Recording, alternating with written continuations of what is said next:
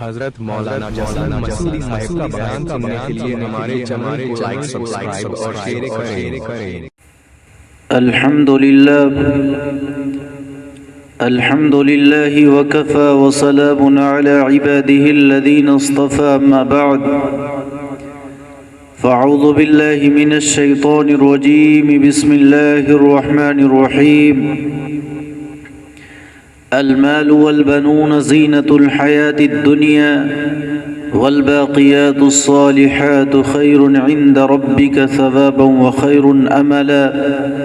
وقال النبي صلى الله عليه وسلم: ألا إن الدنيا عرض حاضر يأكل منها البر والفاجر، ألا وإن الآخرة أجل صادق يقضي فيها ملك قادر، ألا وإن الخير كله بحذافيره في الجنة، ألا وإن الشر كله بحذافيره في النار، ألا فاعملوا وأنتم من الله على حذر، واعلموا أنكم معروضون على أعمالكم، فمن يعمل مثقال ذرة خيرا يره ومن يعمل مثقال ذرة شرا يره، أو كما قال عليه الصلاة والسلام. بزرگان دین، نوجوان دوستوں اور ساتھیوں، اللہ جل جلالہ عم نوالہ نے ہم پر طرح طرح کے احسانات فرمائے جس کا شمار ہم میں سے کوئی شخص نہیں کر سکتا.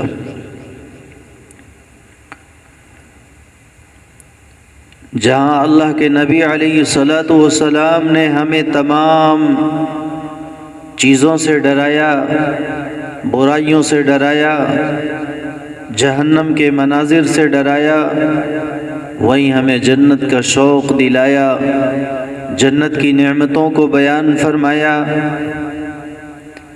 اور ہمارے لیے کون سا عمل نفع بخش ہے اور کون نقصان دہ ہے، ہر چیز کی جناب محمد الرسول اللہ صلی اللہ علیہ وسلم نے نشاندہی فرمائی. آپ نے ایک موقع پر خطاب فرمایا اور بڑا جھنجھوڑا، بڑا تنبہ فرمایا، متنبہ فرمایا. آپ نے یہ پیغام دیا: الا الا، خبردار. فرمایا غور سے سنو، غور سے سنو، بڑا اہم پیغام ہے. ان الدنیا عرض حاضر یأکل منها البر والفاجر. دنیا ایک عارضی اور وقتی سودا ہے. دنیا عارضی چیز ہے، فنا ہو جانے والی ہے، اور سب سے بڑی بات، اس کی کوئی وقعت، اس کی کوئی قیمت، اس کی کوئی اہمیت آخرت کے مقابلے میں نہیں ہے.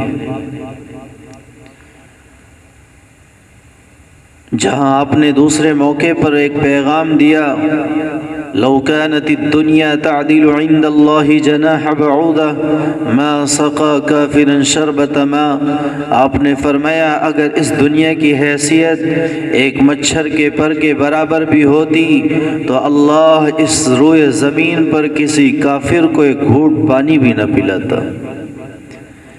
یہ ایک بے وقعت اور بے اہمیت چیز ہے جو دل لگانے کے قابل نہیں ہے بلکہ برتنے کے قابل ہے. استعمال کی چیزیں ہیں، انہیں استعمال کیا جائے، ان سے دل نہ لگایا جائے.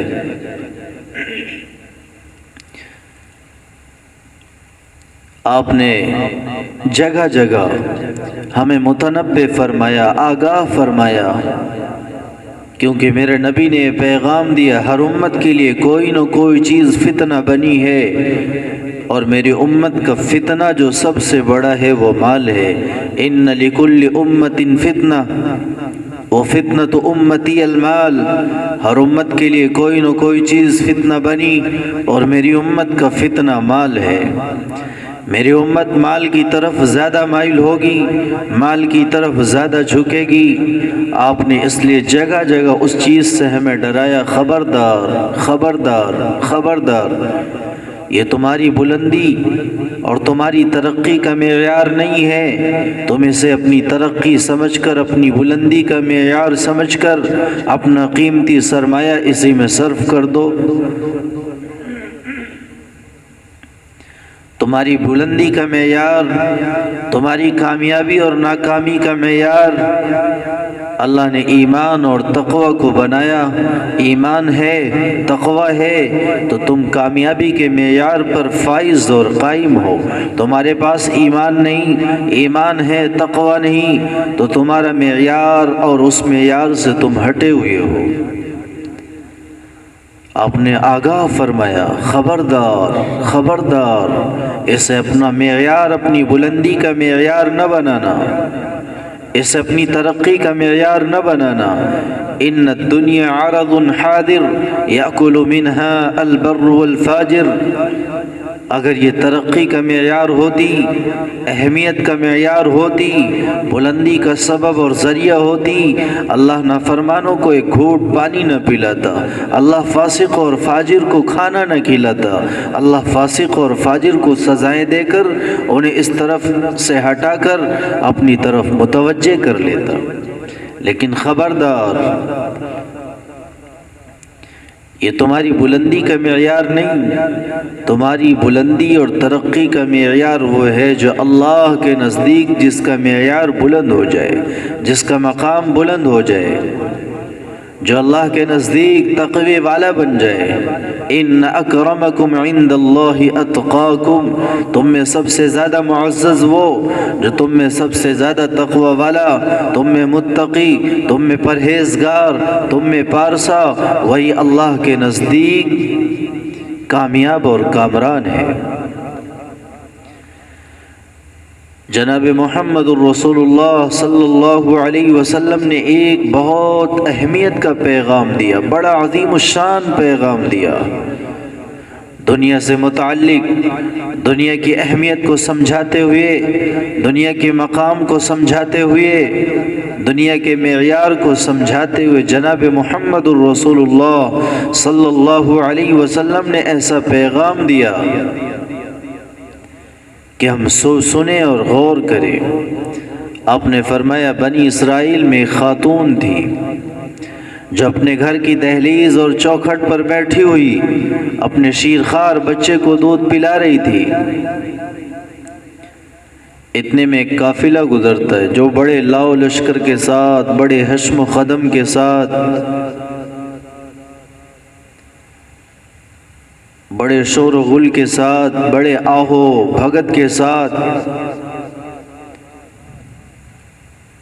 ایک نوجوان سواری پر سوار ہے، لوگ اس کے پیچھے چل رہے ہیں، اس کے روب آشکارا ہے۔ عثمان نے جب دیکھا کہ ایک نوجوان بڑی شان و شوکت کے ساتھ جا رہا ہے، اس کے دل میں صدا گونجی، اس کے دل میں یہ آرزو پیدا ہوئی کہ میرا بچہ بھی اس طرح بن جائے۔ اس نے کہا، اللہ میرے بچے کو بھی اس جیسا بنا دے۔ جو معصوم بچہ دودھ پی رہا تھا، جس نے ابھی تک اماں نہیں بولا، ابا نہیں بولا، جس نے ابھی تک اپنی لب کشائی نہیں کی، جس کی زبان پر کوئی بول نہیں، وہ شیرخوار بچہ، دودھ پیتا بچہ اپنی ماں کے دودھ کو چھوڑتا ہے اور کہتا ہے، اللہ مجھے اس جیسا مت بنانا۔ اماں کہہ رہی ہیں، اللہ میرے بچے کو اس جیسا بنا دے، اور بچہ کہہ رہا ہے، اللہ مجھے اس جیسا مت بنا۔ خیر، قافلہ گزر گیا، بات آئی گئی ہو گئی۔ کچھ دیر کے بعد ایک قافلہ پھر گزرتا ہے، ایک گروہ پھر گزرتا ہے۔ دیکھا ایک عورت ہے جسے لوگ رسوا کر رہے ہیں، ذلیل کر رہے ہیں، مارتے اور پیٹتے لے جا رہے ہیں، زدوکوب کرتے ہوئے لے جا رہے ہیں۔ اس ماں کے دل میں دیکھ کر داعیہ پیدا ہوا کہ اللہ میرے بچے کی اس سے حفاظت فرما۔ وہ عورت دعا کرتی ہے، اللہ میرے بچے کو اس جیسا مت بنانا۔ وہ معصوم بچہ پھر دودھ پینا چھوڑتا ہے اور چھوڑنے کے بعد کہتا ہے اللہ مجھے اس جیسا بنا دے۔ ماں حیران کہ میں اس کے لیے دعا کرتی ہوں، یہ اس کا انکار کرتا ہے، میں اسے ذلت و رسوائی سے بچنے کی دعا کرتی ہوں، یہ اس کا اقرار کرتا ہے۔ ماں بچے سے سوال کرتی ہے، وہ جواب دیتا ہے۔ در حقیقت جو نوجوان لاؤ لشکر کے ساتھ گزرا، جو نوجوان بڑے حشم و قدم کے ساتھ گزرا، جو نوجوان شور و غل کے ساتھ گزرا، نوجوان جو شہنشاہی کے ساتھ گزرا، اس کا مقام دنیا والوں کے نزدیک تو ہے، لیکن اللہ کے نزدیک اس کا کوئی مقام اور اس کا کوئی معیار نہیں ہے۔ اور وہ خاتون جسے لوگ پیٹتے ہوئے، ذلیل کرتے ہوئے، رسوا کرتے ہوئے لے جا رہے تھے، ایک اللہ کی برگزیدہ اور پاکیزہ بندی ہے، ایک عبادت گزار بندی ہے، لوگ اس پر الزام لگا کر اسے مارتے اور رسوا کرتے ہوئے لے جا رہے ہیں۔ اگرچہ اس کا مقام دنیا والوں کے نزدیک کچھ نہیں ہے، اس کی حیثیت دنیا والوں کے نزدیک کچھ نہیں ہے، لیکن اللہ کی قسم یہ اللہ کے نزدیک ایک برگزیدہ اور پاکیزہ بندی ہے، اور ایک مرتبے والی اور شان والی عورت ہے، اور مقام وہ ہوتا ہے جو اللہ کے نزدیک ہوتا ہے۔ اور آگے بڑھیے، جناب محمد الرسول اللہ صلی اللہ علیہ وسلم نے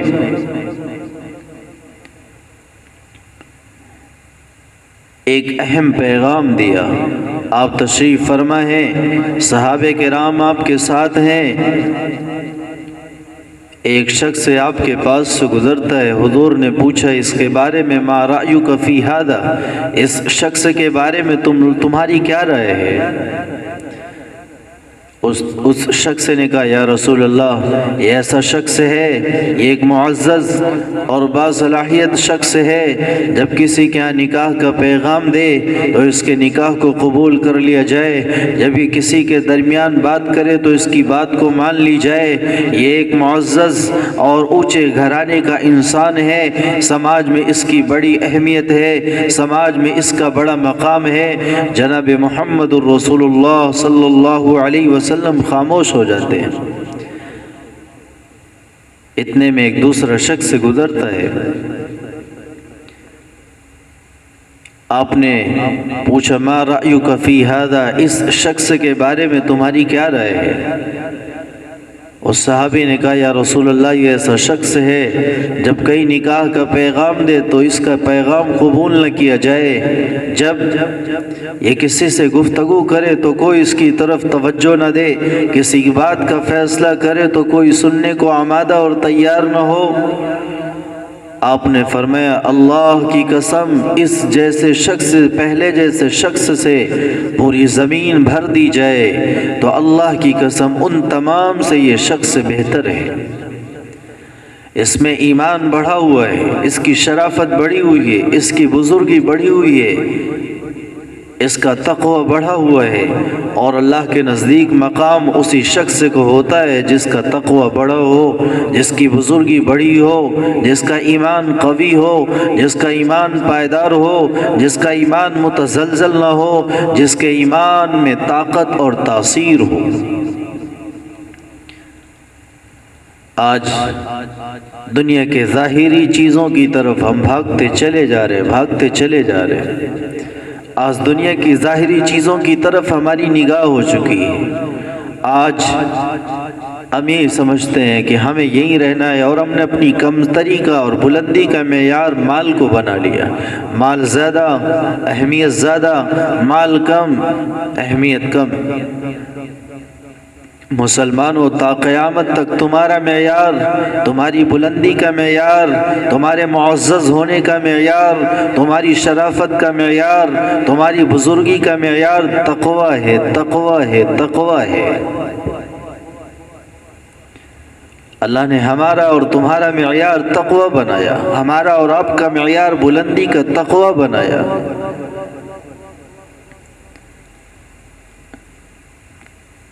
ہماری توجہ اس طرف ہونی چاہیے، اللہ کی طرف ہمارے قدم بڑھنے چاہیے، اللہ کی طرف ہم دوڑ کر چلنے والے بنے کہ اللہ نے ہمیں جو معیار دیا ہے اس معیار سے ہم پست ہو چکے ہیں، گر چکے ہیں۔ آج ہم میں سے ہر شخص وہ انجینئرنگ کے ذریعہ بلندی چاہتا ہے، ڈاکٹری کے ذریعہ بلندی چاہتا ہے، زمین و جائیداد کے ذریعہ بلندی چاہتا ہے، تجارت کی ترقی کے ساتھ بلندی چاہتا ہے۔ میرے بھائیو، یہ سب وقتی اور عارضی چیزیں ہیں۔ اللہ نے ان چیزوں کو عارضی بنایا ہے، بلکہ ہمارا اور آپ کا معیار وہ تقوی ہے، تقوی ہے۔ ما عندکم ینفد وما عند اللہ باق، جو تمہارے پاس ہے وہ فنا ہونے والی ہے، جو اللہ کے پاس ہے وہ باقی رہنے والی چیز ہے۔ جو چیز خود فنا ہونے والی ہو وہ کیسے کسی کو عروج دے سکتی ہے؟ ہم اپنے عروج اور ترقی کا معیار تقوی بنائیں، اور اللہ نے ہمیں دنیا کے لیے نہیں بھیجا بلکہ آخرت کے لیے بھیجا ہے، اور آخرت کی کھیتی کے لیے اللہ نے ہمیں بھیجا ہے۔ آخرت کی کھیتی اور آخرت کی تیاری کرنے کے لیے اللہ نے ہمیں بھیجا ہے۔ یہاں کا ایک لمحہ قیمتی، یہاں کی ایک گھڑی قیمتی، یہاں کی ایک ساعت قیمتی، یہاں کا ہر ہر پل قیمتی، اور ہر ہر پل میں آخرت کے انعامات چھپے ہوئے ہیں، جنت کے انعامات چھپے ہوئے ہیں۔ جو ان پلوں کی، ان گھڑیوں کی، ان ساعتوں کی قدر کرے گا، اس کے انعامات جنت کے بالاتر اور بلند ہوتے چلے جائیں گے۔ میں یہ حدیث بار بار بیان کرتا ہوں کہ آقا مدنی صلی اللہ علیہ وسلم جب شب معراج پر تشریف لے گئے، آپ کی ملاقات ابراہیم علیہ السلام سے ہوتی ہے۔ 7ویں آسمان پر ابراہیم علیہ السلام نے فرمایا، اے محمد، اپنی امت سے جا کر میرا پیغام دینا اور کہنا جنت بالکل چٹیل میدان ہے۔ اپنی امت سے جا کر کہنا، میرا سلام کہنا اور یہ پیغام دینا جنت بالکل چٹیل میدان ہے، جو تمہارے اعمال سے بنتی، سجتی اور سنورتی ہے۔ آپ نے فرمایا، جو شخص چاشت کی نماز پڑھے اس کے لیے محلات تیار، جو مسجد میں جھاڑو لگائے حور اس کے لیے تیار، جو تسبیح پڑھے اللہ اس کے لیے جنت میں باغات تیار کر دے۔ اللہ نے حور و غلمان کو ہماری تسبیحات میں، ہماری تلاوت میں، ہماری نماز میں رکھی ہے۔ اور آج ایک مسلمان جو آخرت کی بلندی کے لیے اور آخرت کی محنت کے لیے آیا تھا، آج وہ دنیا میں غافل ہو چکا ہے۔ ہم میں سے ہر شخص اپنی آخرت کی فکر کرنے والا بنے۔ خیر، حدیث بڑی لمبی ہے، بات بڑی طویل ہو چکی ہے، وقت کم ہے۔ آگے آپ نے فرمایا، الا وان الاخرۃ اجل صادق یقضی فیہا ملک قادر، خبردار، غور سے سنو، غور سے سنو، آخرت بالکل سچی ہے۔ آخرت ایک مقررہ وقت پر آنے والی سچی حقیقت ہے، جس میں کوئی شک و شبہ نہیں، اور شک و شبے کی گنجائش نہیں۔ اور یاد رکھو، اس میں ایک طاقتور بادشاہ، اس میں ایک قدرت رکھنے والا بادشاہ فیصلہ کرے گا، فیصلہ کرے گا، جس کے فیصلے میں کوئی ناانصافی نہیں، جس کے فیصلے میں ذرہ برابر بھی کوئی کمی نہیں۔ الا وان الخير كله بحذافيره في الجنة الا وان الشر كله بحذافيره في النار، خبردار، غور سے سنو، بھلائی کے جتنے بھی کام ہیں وہ سب جنت میں لے جانے والے ہیں۔ بھلائی کے جتنے بھی کام ہیں یہ سب جنت میں جانے کا سبب ہیں۔ ساری کی ساری بھلائیاں جنت میں ہیں۔ جتنے بھی خیر کے کام ہیں وہ سب کے سب جنت میں لے جانے والے ہیں۔ کسی بھی شعبے سے تعلق رکھنے والا ہو، کسی بھی شعبے سے تعلق رکھنے والا ہو، کسی بھی شعبے میں محنت کرنے والا ہو، ہر شخص وہ ہے جو دین کے شعبے میں لگا ہے، وہ جنت والے اعمال کر رہا ہے۔ آج بڑی شکایت ہے، مدرسے میں لگنے والا جماعت کی مخالفت، جماعت میں لگنے والا مدرسے کی مخالفت، جمعیت میں لگنے والا اور ایک دوسرے شعبوں کی اتنی مخالفت آ چکی ہے کہ اللہ حفاظت فرمائے۔ ہر شعبے میں کرنے والا ہمارا بھائی اور ہمارا معین و مددگار ہے کہ جو کام ہمارے بس کا نہیں تھا اللہ نے اس کے ذمے کر دیا۔ میں تمام کاموں کو انجام نہیں دے سکتا تھا، اللہ تیرا شکر ہے تو نے میرے فلاں دوست کو، فلاں بھائی کو، فلاں عالم صاحب کو کھڑا کر دیا۔